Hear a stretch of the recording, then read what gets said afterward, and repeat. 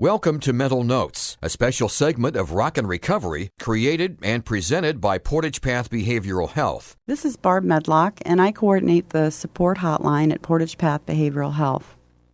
Most of us have experienced the worry about someone we know or love being at risk for suicide. The Lifeline suggests a series of steps that anyone can take when they're wondering what to do next. The first step is to talk to them in private and ask them directly, "Are you thinking of suicide?" which communicates your openness to talking about suicide. The flip side of asking is listening. So take their answers seriously and listen to their reasons for being in such emotional pain as well as to their reasons for living. If they are thinking about suicide, help keep them safe by getting more information about their immediate safety. You can ask if they have already done anything to harm themselves. You can ask if they know how they would kill themselves and what sort of access they would have to this means. You can ask if they've thought about where or when they would kill themselves. The more specific their plan, the higher the risk. Putting time and distance between the person and the means or any firearms is another part of keeping them safe.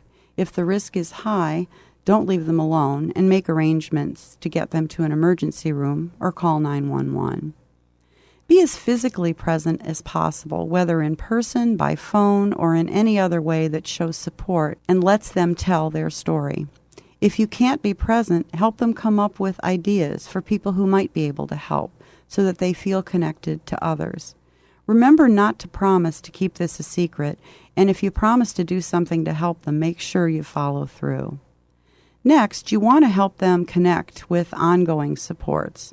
Share local resources like crisis lines, other crisis services, mental health, or substance abuse agencies.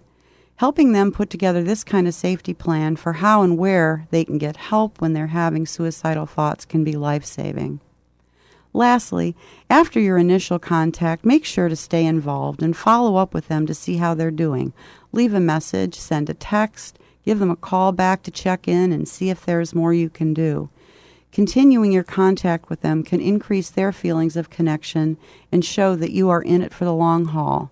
This can make all the difference in the world.